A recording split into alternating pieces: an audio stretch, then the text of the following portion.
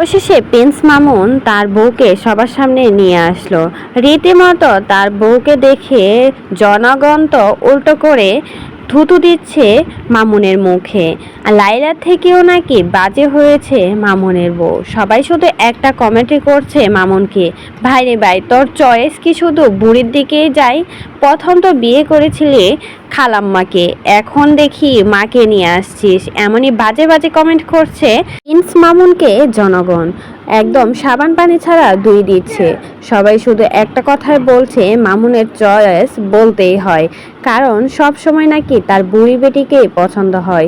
যেমন লাইলা ছিল, তেমনই এখন নতুন বউ যাকে বিয়ে করেছে সে দেখা যাচ্ছে লাইলার থেকেও বুড়ি।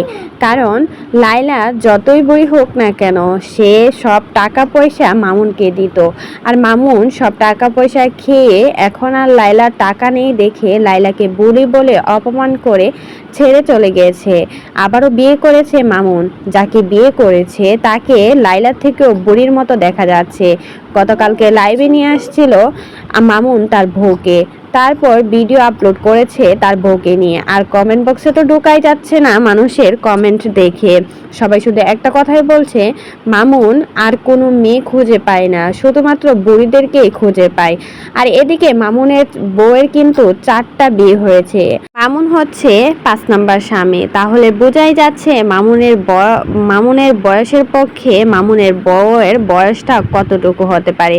দেখে বোঝা যাচ্ছে মামুনের মায়ের মতো বয়স হবে এই মহিলার।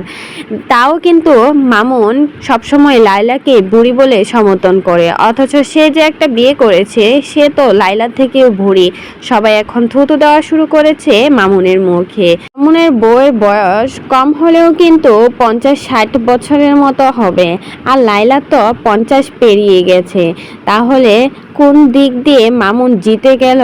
তো এটাই কিন্তু জনগণের কথা। সবাই একটাই বলছে, মামুন তো বুড়িকে বিয়ে করে নিয়ে আসছে, আর তাও আবার পাছা দেখিয়ে আগলে রাখতো, এখন সরাসরি সবার সামনেই নিয়ে আসছে মামুনের বুড়ি বউকে। তো এই বিষয়ে যদি আপনাদের কোনো মতামত থাকে সেটা কিন্তু অবশ্যই আমাদের কমেন্ট বক্সে কমেন্টে জানাতে ভুলবেন না।